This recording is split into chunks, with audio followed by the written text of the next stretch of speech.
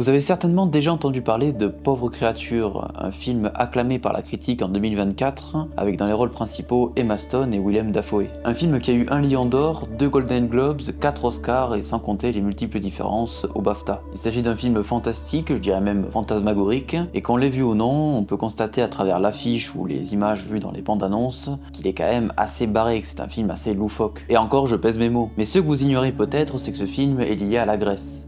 Oui, le pays. Et pas uniquement parce que son réalisateur Yorgos Lanthimos est grec. Pauvre créature, c'est l'héritage, l'aboutissement, la suite logique d'un courant cinématographique grec qui ne ressemble à absolument aucun autre et qui est intimement lié à des événements dramatiques qu'a subi le pays. Et dans cette vidéo, j'ai envie de vous parler du trou de lapin dans lequel je suis tombé en découvrant la nouvelle vague grecque, qui est composée de films assez perturbants, tristes, provocateur et absurde. Dans cette vidéo, j'ai envie de vous parler de ce qui s'est traduit littéralement en français par la vague grecque bizarre.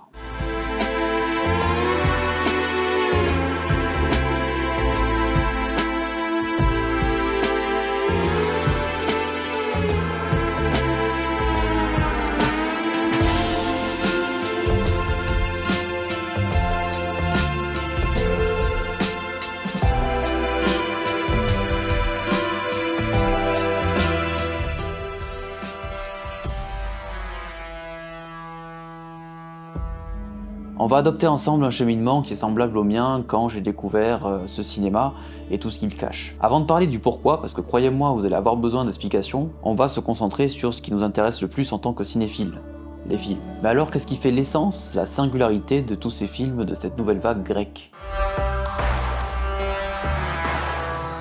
Lanthimos est le véritable porteur de ce courant cinématographique, et le premier film notable qui a rencontré un certain succès, c'est Canine. Dans celui-ci, un père de famille apprend à ses enfants, qui sont d'ailleurs déjà adultes, à aboyer pour faire partir les chats du jardin. Dans un autre film, Attenberg, la protagoniste s'amuse à imiter le singe avec son père.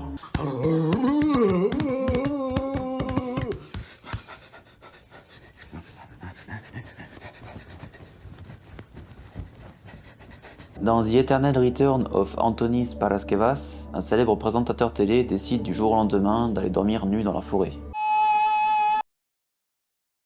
Et ce ne sont que des exemples de comportements étranges de la part des personnages de ces films. C'est la caractéristique majeure de ce cinéma grec qui est né à la fin des années 2000. Et la plupart du temps, on se retrouve face à ce comportement sans contexte, sans comprendre ce qui est en train de se passer, en tout cas au début du film. C'est déstabilisant et ça peut prêter à sourire, car oui, certains de ces films, surtout ceux de Tsangari et de Lanthimos, sont teintés d'un humour noir et relativement absurde. Rien que le pitch du film The Lobster est vraiment drôle dit comme ça. L'action se passe dans un futur proche, où il est illégal d'être célibataire, et les gens qui le sont arrêtés et envoyés dans un hospice, où on leur apprend à pécho. Et s'ils n'y arrivent pas au bout d'un certain temps, ils seront transformés en l'animal qu'ils ont choisi à leur arrivée. Mais j'avoue, je sais pas si le plus drôle c'est la résistance qui s'organise en cachette dans la forêt, ou le fait que le personnage principal ait choisi le homard, d'où le titre du film, comme future potentielle métamorphose. Ceci dit, que cela soit ce film ou les autres, ce ne sont jamais de réelles comédies. Le ton est toujours très sérieux, l'ambiance est souvent froide et monotone, ce qui crée un décalage avec certaines situations absurdes. Ce contraste se remarque aussi dans les dialogues, parfois étranges ou à l'inverse d'une banalité sans nom, mais toujours avec un ton relativement détaché. C'est comme si les personnages étaient zombifiés, qu'ils avaient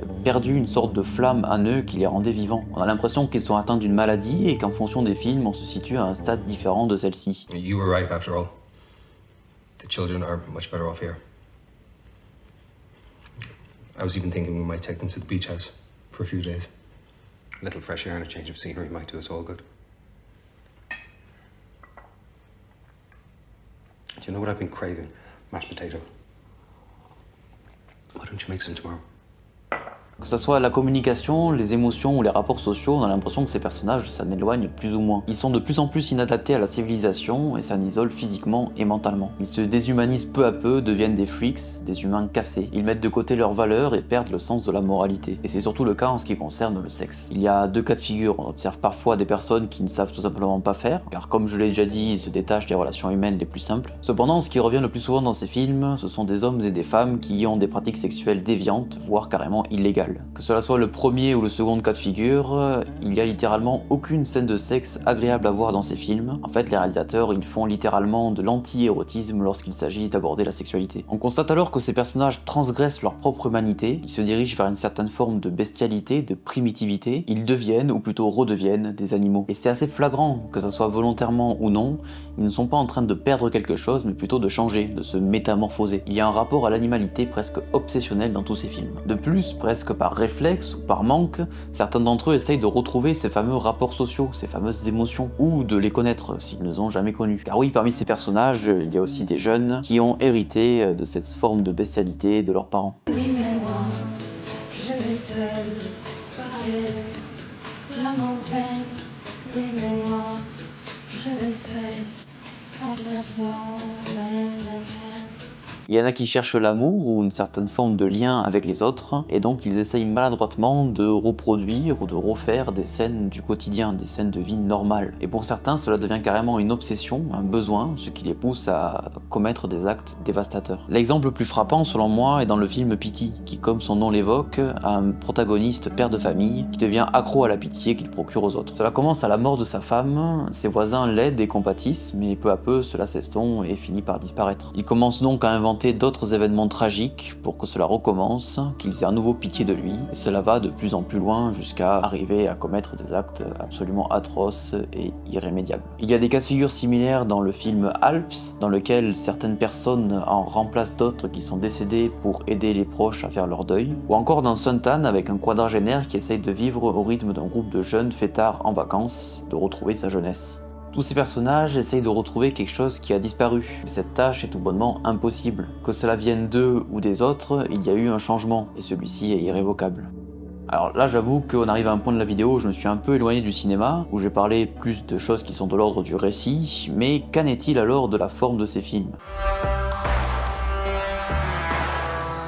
Il y a un style qui émane de tous ces films. Alors j'ai pas envie d'en faire une généralité parce qu'on parle ici d'un courant cinématographique et non pas d'un genre, mais il y a quand même de grosses similitudes visuelles dans la forme, dans la mise en scène même si certains s'en écartent. On constate beaucoup de plans fixes, larges et qui durent. On ne se sent pas vraiment proche des personnages. C'est un peu comme si on les observait de plus ou moins près, en étant extérieur à eux. On les regarde en quelque sorte de la même manière qu'on regarderait un documentaire animalier. On les observe de loin, en train de mener leur vie, dans leur environnement naturel, et finalement ils sont en train d'accomplir des missions des plus banales quand on y repense. Tout tourne autour de la survie, et elle est forcément liée à l'argent car ce sont quand même des humains et qui vivent dans une société capitaliste, et de la reproduction. Et vous comprenez maintenant pourquoi je n'utilise plus le mot sexe. En plus de cette position que le réalisateur nous force à adopter, il y a une atmosphère très étrange. L'environnement est vide, parfois abandonné, les personnages semblent être seuls. Le silence règne, les couleurs sont visiblement aussi en train de disparaître. La photographie de ces films tend vers le froid et même le gris, toute la chaleur humaine, tout réconfort a disparu. Et même si l'absurdité dans tout ça nous fait parfois sourire, l'atmosphère reste quand même très déprimante. I really missed her and I wanted a hug. I climbed the fence and jumped in. All the wolves charged at once and attacked me. All but two who stood motionless. My guess is that one of those two must have been my mother. Les réalisateurs et les réalisatrices semblent prendre plus de recul pour mieux nous montrer ce qu'il se passe dans leur pays, ou plutôt les conséquences de l'effondrement. Et oui, l'effondrement. En tant que Français mal informé, je ne savais pas ce qui s'était passé en Grèce à cette époque-là. Je préférais, moi, en tant que cinéphile, me nourrir de ce nouveau cinéma que j'étais en train de découvrir, plutôt que d'aller me renseigner. Je sentais que tous ces films étaient liés à un point de bascule. Les personnages perdent des pieds, certes, mais je sentais en visionnant ces longs métrages que je me situais à un moment différent à chaque fois du avant, du pendant ou du après la chute.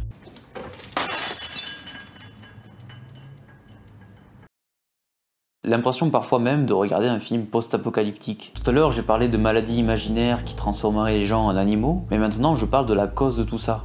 Le point de départ, le jour zéro. Une vague cinématographique, par définition, c'est un ensemble de films réactionnaires qui s'inscrivent dans une époque. Il y en a eu plusieurs un peu partout dans le monde, la plus connue étant la nouvelle vague française, qui réagissait notamment au conformisme instauré par les grands studios du cinéma classique. Pour mieux comprendre ce courant du cinéma grec, qui est plus précisément une vague, car il ne se définit pas uniquement par son esthétique, il faut donc se pencher sur ce fameux effondrement. Il nous faut savoir à quoi ces films réagissent, il nous faut le contexte, donc on y vient enfin.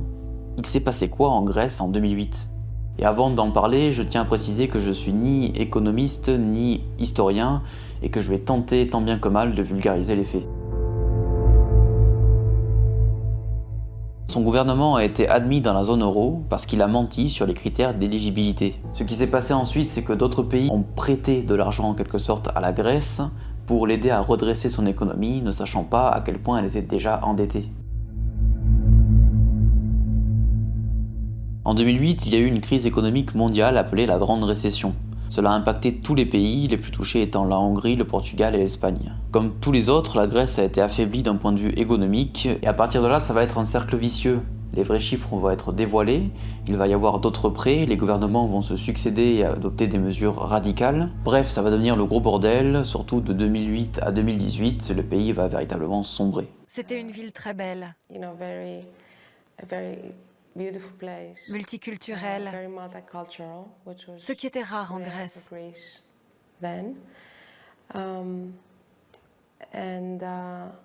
Les enfants jouaient dans les rues. 30 ans plus tard, on dirait une ville fantôme. Et personnellement, à moi, ce qui m'a sauté aux yeux, c'est les répercussions sociales de cette crise, les conséquences à l'échelle humaine, sur les gens, sur la population. Le chômage a explosé dans le pays, les riches sont restés riches et les classes moyennes sont devenues beaucoup plus pauvres. Les gens ont dû alors faire des économies sur des besoins primaires comme le chauffage, l'eau, la nourriture et surtout l'accès aux soins. Des traitements importants ont dû être arrêtés par les gens qui en avaient besoin, et de leur côté, les hôpitaux, aussi par faute de moyens, étaient débordés et en manque d'effectifs et en manque même de médicaments. Ce qui est hallucinant, c'est que l'infection du VIH a augmenté de 50% et le paludisme est réapparu alors qu'il n'existait plus dans le pays depuis plus de 37 ans. Les homicides ont augmenté en même temps que la prostitution. Une étude du média Oka News a révélé qu'entre 2008 et 2014, donc en seulement 6 ans, le taux de mortalité infantile a augmenté de 42,8%, les suicides de 44% et les dépressions de 272,7%. Et c'est en découvrant ces faits et ces statistiques qu'une certaine tristesse m'a envahi, car c'est précisément de ces thématiques dont les films parlent. Cette nouvelle vague grecque, c'est une invitation à regarder l'état du pays, de ses habitants. On y voit les conséquences directes du manque d'argent et ce côté bizarre qui en fait son essence, sa principale caractéristique, est là car on peut imaginer que les réalisateurs ont besoin de tourner un petit peu en dérision la situation déprimante du pays. Suicide. Mais aussi et surtout pour interpeller. En tant que spectateur n'ayant pas le contexte économique et social que je viens de décrire, on est forcément interpellé, on est forcément intrigué par le comportement de ces personnages. On est forcément amené à se poser des questions lorsqu'on voit un jeune homme manger les graines de sa perruche, ou dans un autre contexte, une adolescente se suicider le jour de son anniversaire. Et ça arrive dans les toutes premières minutes des films. Qu'ils soient réalistes ou non, tous ces longs métrages appuient, accentuent ces conséquences dramatiques, à tel point que parfois c'est même de l'ordre du symbolique. Il faut rappeler que la situation grecque n'est pas seulement absurde, elle est schizophrénique. Nous avons un gouvernement de gauche qui impose des mesures de droite. On est un pays bipolaire. On devrait tous prendre de petites pilules. Et grâce à cette manière de nous déstabiliser, de nous intriguer, certains spectateurs ont envie de mieux comprendre ce que cherche à leur dire le film, quel est son message, et ils finissent donc par se renseigner comme ça a été mon cas. Mais parfois les films ne sont finalement que très peu liés à la crise économique en Grèce. Mais on peut quand même se douter que les réalisateurs se sont inspirés tout simplement de leur cadre de vie, de leur vécu.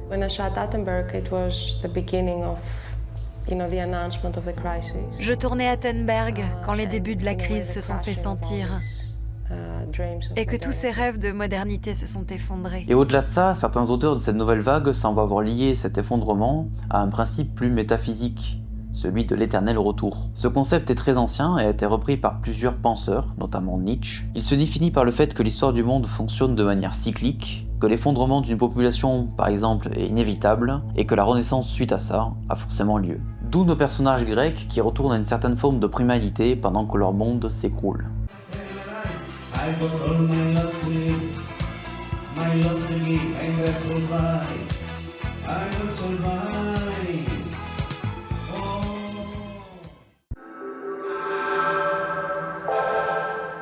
Yorgos Lanthimos avait déjà atteint une reconnaissance mondiale avec plusieurs de ses films. Il avait obtenu des financements de plusieurs pays et avait tourné avec des acteurs et des actrices mondialement connus. Son cinéma se détachait peu à peu de la Grèce et en même temps finalement que la crise commençait à s'estomper et que l'apogée de cette nouvelle vague commençait à toucher à sa fin. On sentait déjà une évolution de son style et de ses thématiques avec le film La Favorite sorti en 2018.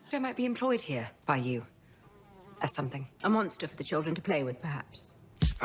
Et c'est encore plus flagrant avec son avant-dernier film en date, Pauvre créature. Mais alors pourquoi je pense sincèrement que c'est avec ce long métrage que Yorgos Lanthimos a atteint en quelque sorte l'apogée de son art, en tout cas pour l'instant, et qu'il a réussi à donner une portée internationale au cinéma grec. Déjà, Pauvre créature n'a plus grand chose à voir avec le cinéma de la nouvelle vague grecque, mais il en conserve tout de même son humour, et surtout certaines thématiques sociales qui sont aussi très chères au réalisateur. Il y a la question du rapport entre l'homme et l'animal, le fameux personnage inadapté à la société, la question de la sexualité, et aussi celle de l'argent à travers le monde. Money is its own form of sickness. Or the scarcity of it. And who am I? Lying in a feather bed? While dead babies lie in a ditch? Et c'est en ça que je qualifierais ce film comme étant l'héritier de la nouvelle vague grecque. Il y a des thématiques qui sont conservées, mais le propos principal est autre chose, puisque c'est avant tout un film féministe sur l'émancipation et la condition des femmes à travers le monde. Et le personnage de Bella Baxter, incarné par Emma Stone, incarne à la fois la naissance et la renaissance d'une femme libre. Alors oui, il faut avoir vu le film pour comprendre cette phrase, c'est vrai que c'est un peu bizarre dit comme ça. En tout cas, les messages du cinéma de Yorgos Lanthimos adoptent une portée plus universelle, en même temps que sa renommée et sa liberté de réalisateur explose aux yeux de tous.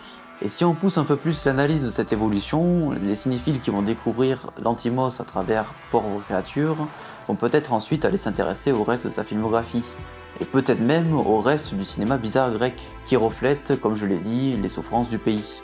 La boucle est bouclée. You were little in Greece, you fell from your bicycle. Oui, j'ai commencé à marcher, et puis il a commencé à saigner, blood dans ma leg. Et justement, avant de finir cette vidéo, j'aimerais vous recommander personnellement des films de cette nouvelle vague. Il y en a finalement assez peu, il doit y avoir une vingtaine, voire une trentaine de films notables. Alors il faut savoir que la plupart d'entre eux vous laissent assez perplexes après le visionnage. Ils sont vraiment très space et on se demande des fois si on a vraiment aimé ou pas. Il faut les laisser un petit peu maturer en tête pour savoir ce qu'on vient de voir, hein, pour un peu plus comprendre. Ceci dit, il y a quand même des films où je n'ai pas eu de doute concernant mon appréciation. Et la meilleure porte d'entrée, c'est tout simplement le cinéma de Yorgos Lanthimos, avec La mise à mort du cerf sacré ou The Lobster, qui sont quand même relativement accessibles par rapport aux autres. Sinon, il y a Miss Violence, qui n'est pas sans rappeler le fameux Festen de Thomas Vinterberg. Donc il faut être préparé avant le visionnage, hein, quand même, il est assez compliqué à regarder, mais je me suis pris une petite claque. Tout comme Suntan de Agiris Papadimitropoulos, plus classique et moins étrange, mais vraiment bouleversant. Merci d'avoir regardé cette vidéo jusqu'au bout, elle a demandé pas mal de travail et c'est un sujet assez niche, donc si ça vous a plu, je vous encourage à me soutenir, hein, vous savez comment faire. J'espère ne pas avoir erroné certaines informations, car ce sujet est assez mal documenté sur internet en tout cas, et d'ailleurs je pense aisément affirmer que je suis l'un des seuls francophones à l'avoir abordé sur YouTube. Et il y a aussi certaines interprétations et certains liens qui ont été tout simplement faits par moi-même, en essayant bien sûr de m'enseigner et de pas dire n'importe quoi. Ça fait un peu plus d'1 an que cette chaîne YouTube existe, donc merci à celles et ceux qui regardent les vidéos et qui me soutiennent, et bienvenue à ceux qui me découvrent avec cette vidéo. Peut-être que dans la prochaine, on parlera d'un sujet un petit peu plus joyeux, un petit peu plus positif, enfin, je sais pas, je l'ai pas encore écrite, mais bon, on verra bien. Et en attendant, je vous dis à la prochaine.